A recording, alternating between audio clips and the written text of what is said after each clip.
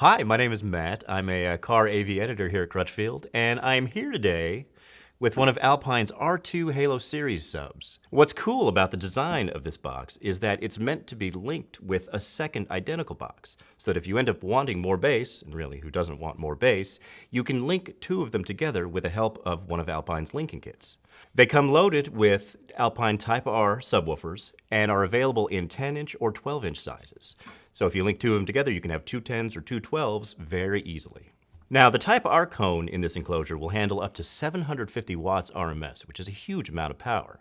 And it makes it a perfect match with Alpine's RA75M amplifier, which also puts out 750 watts into 2 ohms, and this is a 2 ohm subwoofer.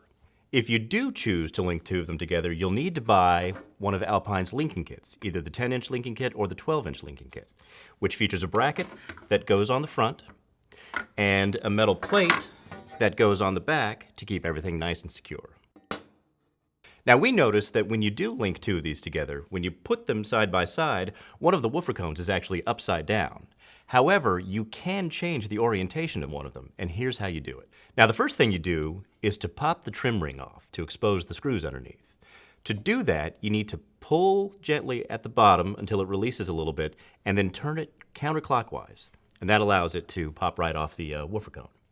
Once the trim ring is off and the screws are exposed, you simply remove the screws, rotate the sub 180 degrees, and then put the screws back in and the trim ring back on. To secure the trim ring, you'll need to put it in place and give it about a half a turn clockwise. You'll notice when removing the trim ring that it's a little tight and might take a little bit of effort to get it off. But you want that tight seal because you don't want any rattles once you've put the trim ring back on. Alpine has designed their Halo system to be able to link two of these subs together. Here's how you do it.